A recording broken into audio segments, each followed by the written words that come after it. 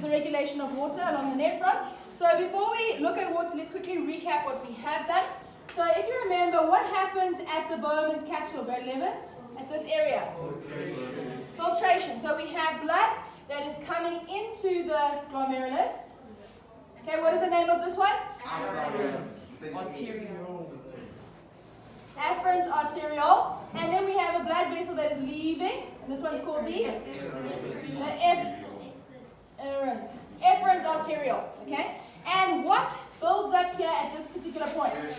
We have a high build-up of pressure. And what does that pressure do?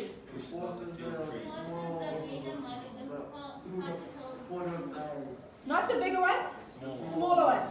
So it forces substances out of the blood into this area, which is now referred to as filtrate. Okay?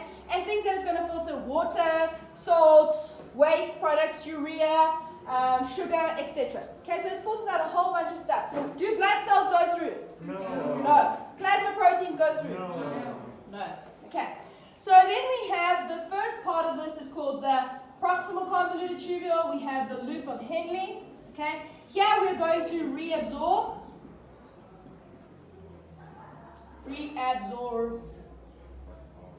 I'm missing an R. Thank you. Thank you. I was like, what is wrong with this word? Reabsorb all of the useful substances. So we're going to reabsorb our glucose. We're going to reabsorb our vitamins and minerals.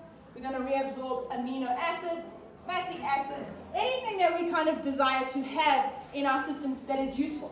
Okay? Then we drop down into this loop of Henle. What is regulated here at the loop of Henle? Salt. So salt gets regulated. What is the name of the hormone that regulates the salt? Aldosterone.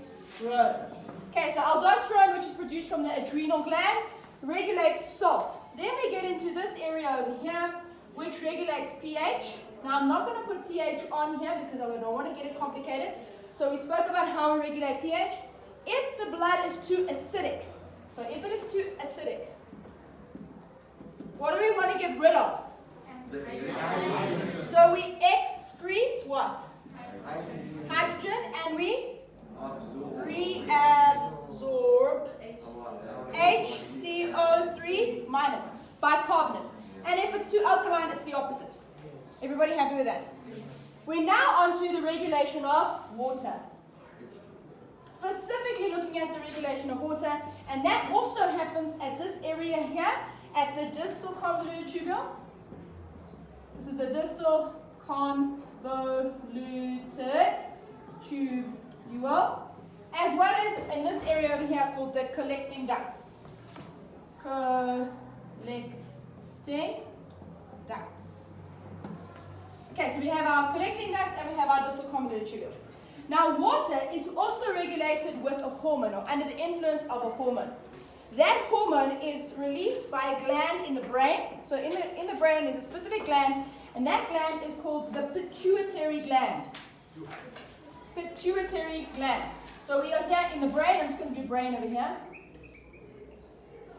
The pituitary gland. We do it a lot in grade 12. We'll study the pituitary gland and all of the hormones associated with that. So in the brain, there's this little gland called the pituitary gland, and the pituitary gland secretes a hormone that acts on this specific area, and the name of that hormone is ADH. ADH. ADH stands for anti-diuretic hormone. Not hydrogen, hormone.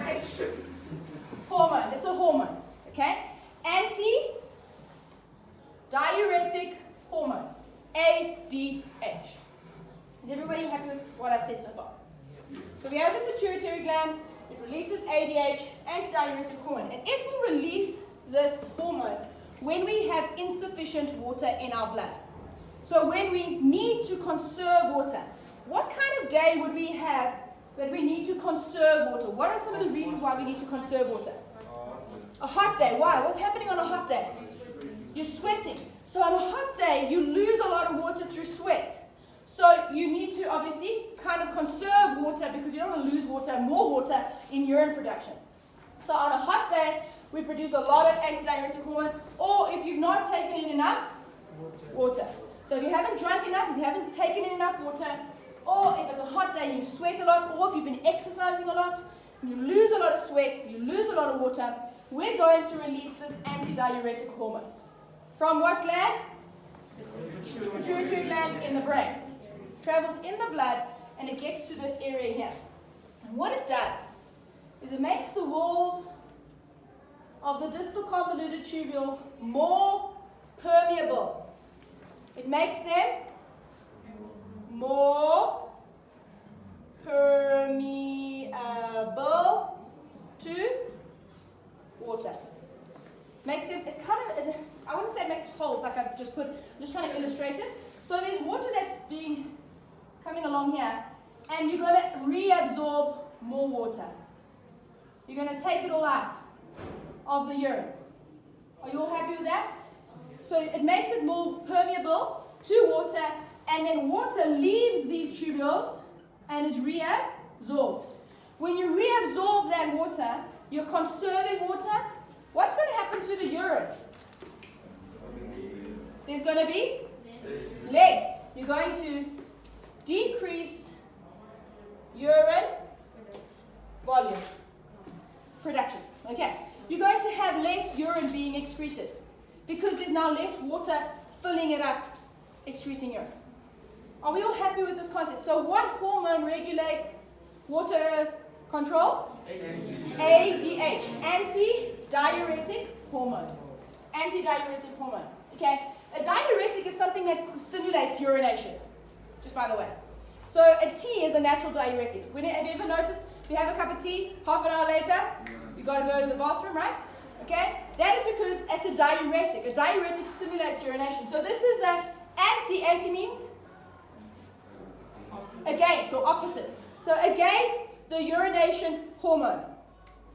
Against the production of too much urine. Why? Because we want to conserve water. We want to reabsorb it, take it out of this distal convoluted tubule and out of the collecting duct so that you can conserve it and maintain your water balance. Therefore, our urine production will be low, or our urine volume will be low. Everybody happy? Yes. So this is going to be on a hot day, or a day when you've been sweating a lot, or a day when you've been exercising, or you haven't drunk enough. What's going to happen on a cold day, or a day when you have drunk enough, a day where you have taken insufficient water? What do you think is going to happen?